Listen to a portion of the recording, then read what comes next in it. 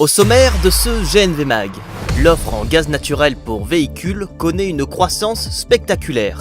Avia et Primagaz, DEFA et AS24, filiales de Total, accélèrent le développement de leur réseau de stations GNV en France. La fiabilité des installations est essentielle au développement du GNV. Swagelok, le fabricant de systèmes fluides le plus sûr du marché, forme les techniciens à manipuler ces matériaux en toute sécurité. De l'électricité dans le gaz, le député spécialiste de l'énergie François-Michel Lambert livre son analyse sur l'avenir de la filière, et en particulier sur le projet français Jupiter 1000, un démonstrateur destiné à convertir de l'électricité en gaz de synthèse.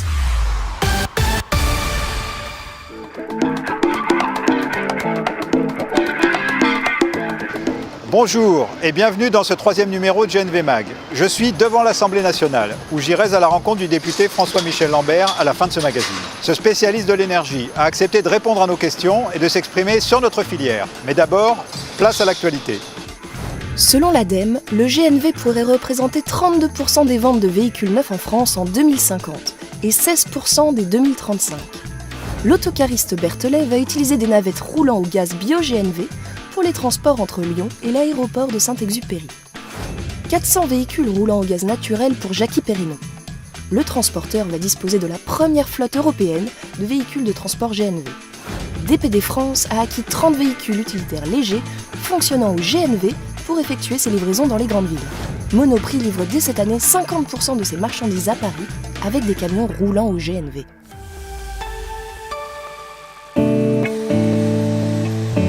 Notre filière connaît un développement spectaculaire. L'une des clés du succès, c'est d'avoir un réseau de stations-service suffisant. Eh bien, les réalisations foisonnent. Primagaz et Avia viennent d'inaugurer la première station d'avitaillement GNV sur le réseau autoroutier, située à Beaune-les-Mines, près de Limoges. Et ce n'est qu'un début. 20 autres stations sont prévues à terme, dont une fin 2017 et 3 en 2018. L'ouverture officielle de la première station publique de distribution de GNV sur une autoroute en France permet à n'importe quel transporteur de venir payer son gaz avec n'importe quel moyen de paiement qu'il a l'habitude d'utiliser. Et ce qui permet aussi aux transporteurs de venir utiliser les autres services de la station, par exemple la restauration, la douche, le parking du véhicule, en bref, tous les services qu'il a l'habitude de trouver sur une véritable station-service. Cette station est le démarrage d'un réseau de 4 stations qui va être mis en œuvre d'ici la fin 2018, qui seront situées sur Montélimar, Lyon et Montbartier. Bien évidemment, au-delà de ces 4, Primagaz ambitionne d'avoir une vingtaine de stations d'ouvertes en partenariat avec Avia d'ici 2020. Ce réseau va nous permettre de déployer l'offre carburant GNV aux transporteurs sur l'ensemble du territoire français. Ce nouveau carburant, le GNV, répond aux 3 besoins de la transition énergétique sur la diminution de la consommation énergétique, sur la diminution de l'empreinte carbone et sur l'amélioration de la qualité de l'air, donc de la santé. Sachant que, bien évidemment, la perspective ultime est de distribuer du bio-GNV qui, lui, réduira de manière drastique l'impact carbone du transport.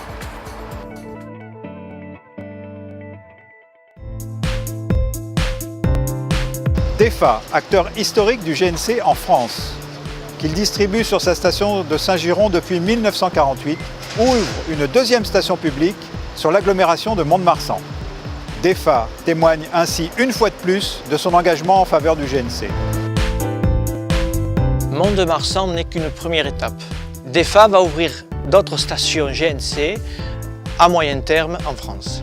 Nous sommes engagés à Mont-de-Marsan pour transformer notre station véhicules légers en station poids lourds à l'horizon 2018.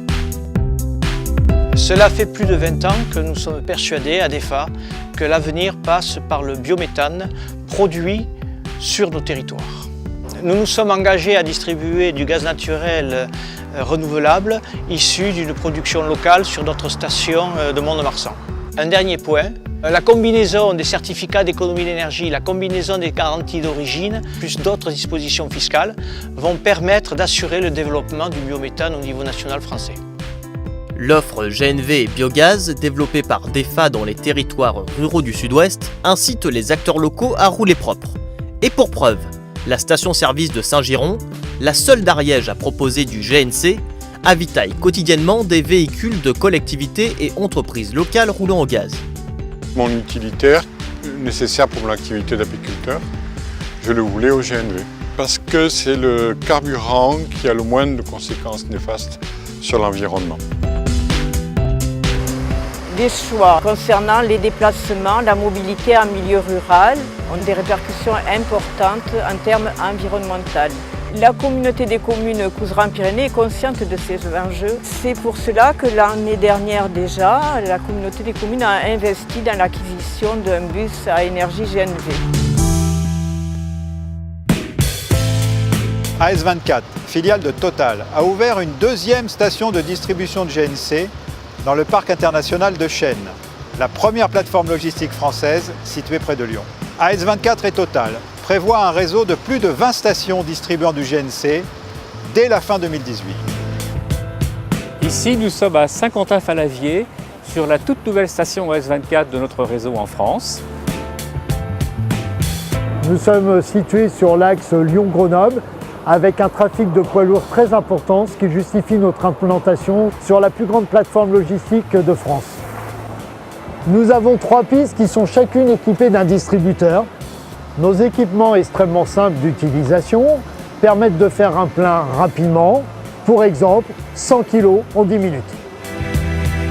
La station est située au sein d'un pôle qui offre de nombreux services aux routiers, restauration, parking sécurisé et lavage.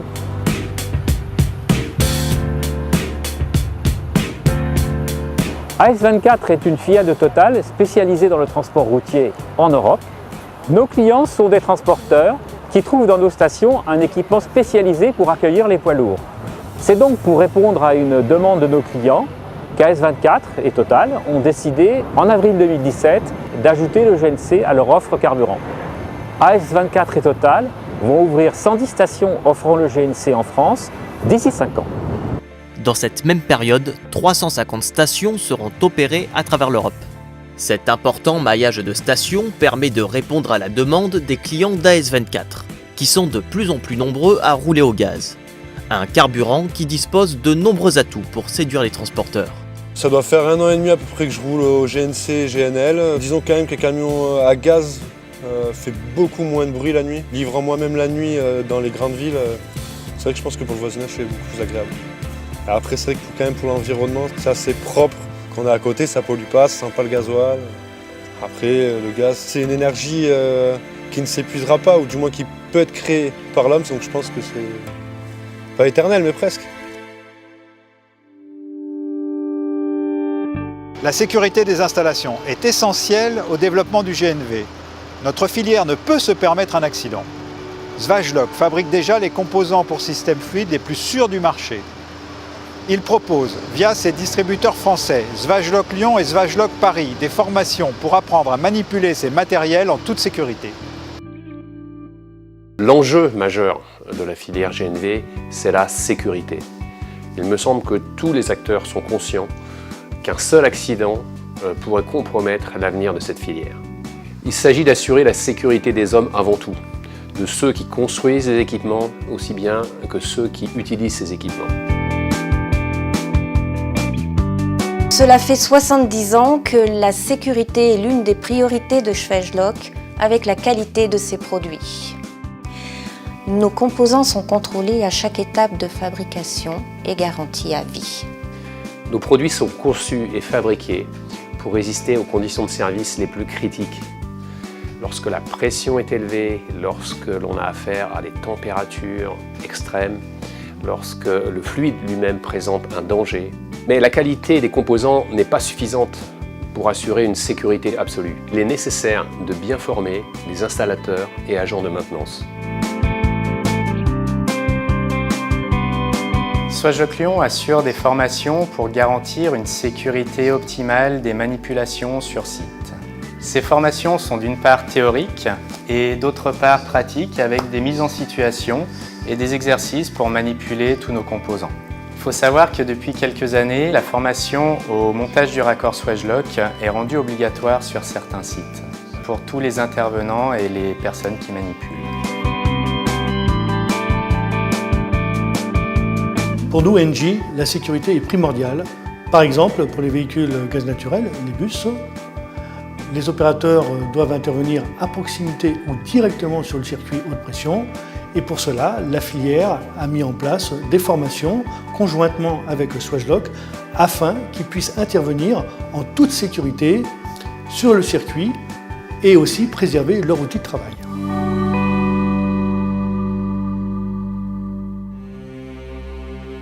Avant de conclure ce troisième numéro, allons à la rencontre de François-Michel Lambert.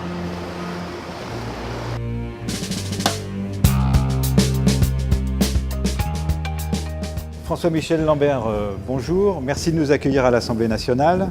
Vous êtes député des Bouches-du-Rhône, vous êtes un spécialiste de l'énergie, vous êtes aussi un spécialiste de la mobilité durable. Quels sont de votre point de vue les enjeux liés à cette mobilité durable pour notre société ?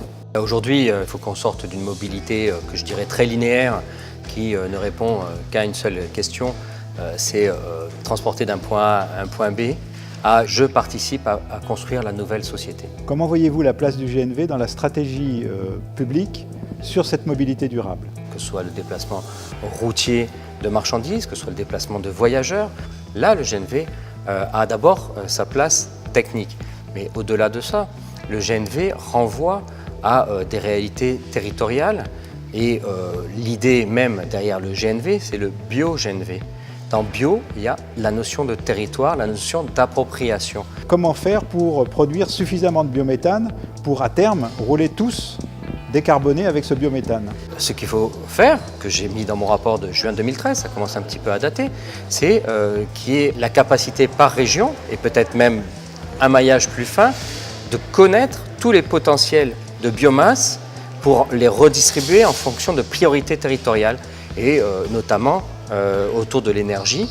Et deux, c'est de mobiliser les acteurs en leur disant nous allons aussi travailler à faire que ce territoire soit moins impacté par le transport, et je pense notamment à la question des particules, de la pollution atmosphérique, et nous allons faire de la création de richesses, donc de la création d'emplois, et donc on commence à construire un écosystème, un esprit territorial.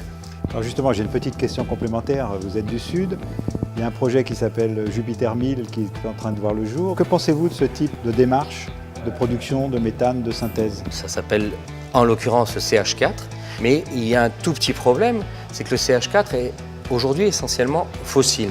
Et Jupiter 1000 est très intéressant parce que c'est un démonstrateur de deux voies technologiques différentes qui nous permettra, après 2025, de lancer en production importante du CH4 de synthèse à poids carbone nul. Par la biométhanisation, nous en avons déjà parlé, mais aussi par la méthanation, qui est la construction de synthèse à partir d'hydrogène et de CO2. Donc cette molécule CH4 qui est d'abord fossile, qui va devenir renouvelable sous une forme ou sous une autre, vous lui voyez un bel avenir dans le transport? Un très long avenir. Autour de ce CH4, nous allons bâtir des écosystèmes qui répondront à l'enjeu de la mobilité, mais aussi à d'autres enjeux et qui feront de la France un territoire résilient. On pourra en dire encore beaucoup plus, mais moi je suis extrêmement convaincu. Les professionnels, la réalité, la dynamique française m'ont démontré que nous avons tous les atouts pour cela. Merci beaucoup, monsieur le député. Ce magazine est maintenant terminé. Merci et à bientôt. Pour ne rien manquer de l'actualité de la filière GNV, une seule adresse: www.afgnv.info.